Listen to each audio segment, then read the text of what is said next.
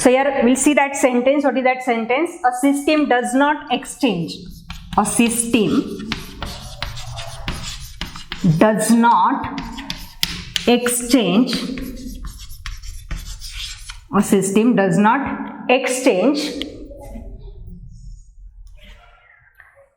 any heat or matter, any heat or matter with its surrounding,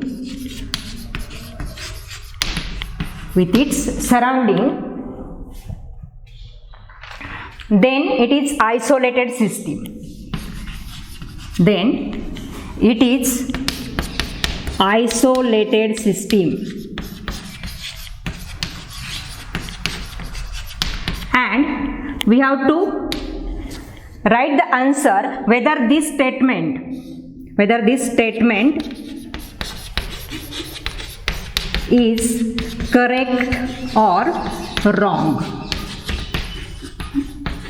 We have to identify whether the given statement is correct or wrong. What is the statement? That is very important. A system does not exchange. What is any heat? Any heat. This sentence, these words are very important. Any heat or matter with its surrounding.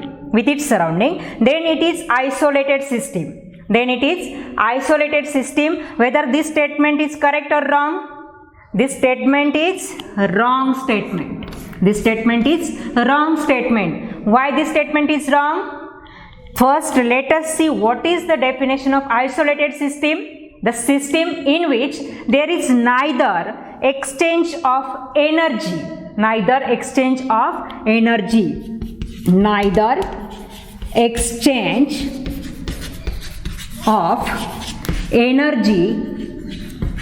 and nor matter between system and its surrounding. This is definition of isolated system. Here neither exchange of energy is there.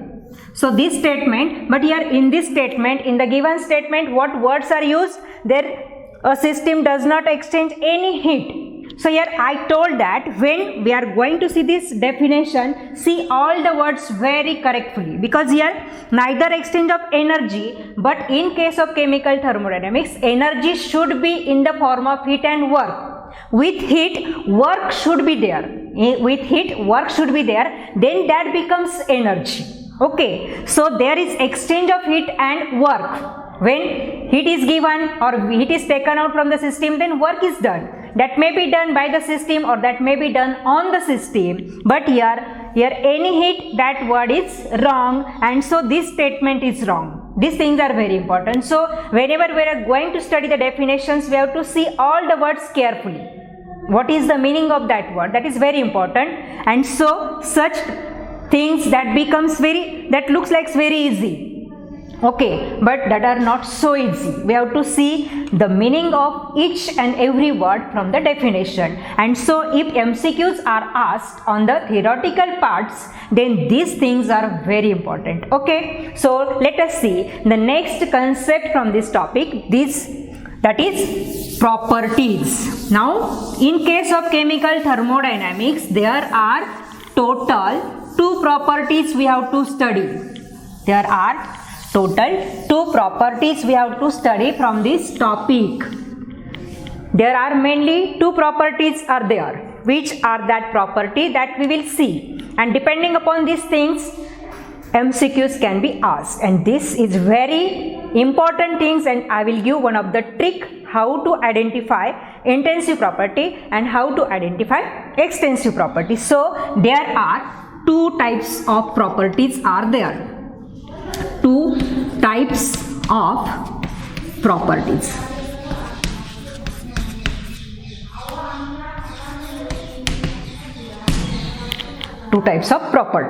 Which are that?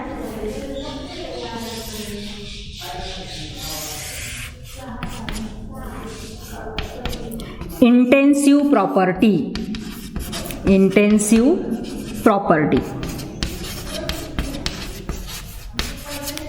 and second one extensive property.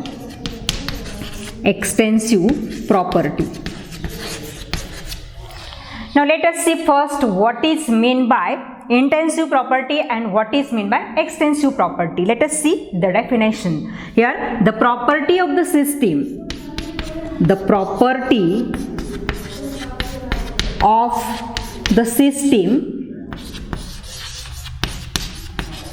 which depends on independent on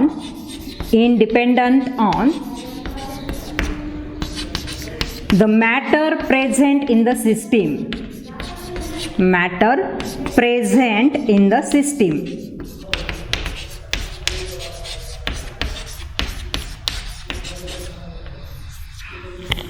Intensive. Here what is the meaning or what is the definition? The property of the system which is independent on the matter present in the system, and extensive. Here when we are announcing these words, extensive means that should depends upon the matter of the substance present in the system. Intensive, that means that does not depends upon the matter present in the system, that is independent on the amount of matter present in the system. And here extensive property, that depends upon the amount of matter present in the system. The property of a system which depends upon the matter present in the system,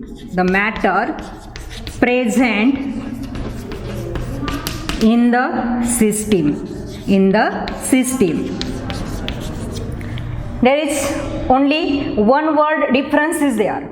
Only one word. Here all that property depends upon matter, but here this property, intensive property, that is independent on the matter present in the system. But this extensive property that depends upon the matter present in the system. And here if we consider the common examples of this extensive property, then mass of the system, volume of the system. Okay, these are the common extensive property. Mass means how much mass we have considered for the study, whether that is considered 1 gram, whether that is considered 0.5 gram. So here whatever that mass is considered, depending upon we can study that property, so that is called as extensive property. That means here if we do the summation of the parts of that system, then we will get extensive property. Here one thing is very important, extensive property that can be studied by the summation of parts of that matter taken for the study. For example, if we consider first example, that is mass. For example, if we consider some mass for the study, for example for first part we have considered M1 mass. Then if we add same substance by the M2 mass, that means after partition we have to do study. So here if we do the summation of these properties, then here we will get the value of extensive property. Now here if we consider, for example, if we consider two properties which are extensive property. Here M1 plus M2, for example, if we consider length, then length we can do, suppose for the first part L1 is the length, for second part if L2 is the length. If we consider volume, if V1 for the first part volume, for the second part if we consider V2 volume. Now here if we do the summation of volume, then also we will get the same extensive property. So here mass, volume, these are the extensive property. Now here suppose, here one thing is very important when we are going to study these extensive properties. Let us see here. For example, A, this one is extensive property. A is extensive property. Here general example is taken. Now suppose B, it is also extensive property. Okay. Now here, if we do summation of A plus B, here what is A? That is the extensive property. B is also extensive property, and if we add both these properties, then here we will get extensive property. Here we will get extensive property. Here summation we have done for both the extensive properties, then whatever output is there, that property is also extensive property. Now here if we do subtraction of both these extensive property, then also whatever output we will get, that is also an extensive property. That is also an extensive property. Here if we consider for mass, we are going to study mass. If we consider 1 gram mass of the same substance, if we consider 1 gram mass of another substance, then also we will get 2 gram mass, 1 plus 1, but we will get mass only. So these are the extensive property if we do summation or if we subtract. For example, here if we consider a substance that is having extensive property, for example that is mass, that is considered 1 gram. Now if we consider another substance and weight for this substance, if we consider 0.5, then here 1 minus 0.5, that is also give mass, and that is also extensive property. Now here if we do summation or if we do subtraction, then that remains extensive property. But here if we do ratio of this extensive property, then here there is change in property. Observe. Let us here, if we do A upon B, or if we consider small amount of A, that is dA by dB. Here this is extensive property A. This B is also extensive property. Here A upon B, or if we consider smaller quantity of both these properties dA upon dB, then this ratio gives us intensive property. Intensive property. This is very important thing. For example, if we no one extensive property, that is mass, and if we divide this property by volume, now we know that what is mass upon volume, that is nothing but density. Okay, that is nothing but density. Now density, that is intensive property. So here if we took the ratio of two extensive properties, then always we will get intensive property. If we consider any two extensive properties and if we consider their ratio, then always we will obtain intensive property. Here density is the intensive property. This thing is important. Now here if we consider A, that is extensive property, and if we multiply this by B, B is also extensive property, then here if multiplication is considered, then here we can't say about the property, whether that is extensive or whether that is intensive property. This is also very important. It does not give any result. Does not give any result. Here if summation of extensive property is considered, then that will give us extensive property. If we consider subtraction of two extensive property, then also we will get extensive property. If we consider ratio of two extensive properties, then that will give us intensive property. But if we consider multiplication of two extensive properties, then no any result is obtained. Okay, that thing is very important. Now here if we want to define intensive property depending upon extensive property, then extensive property per unit mass, extensive property per unit volume, extensive property per unit moles, that will give us intensive property.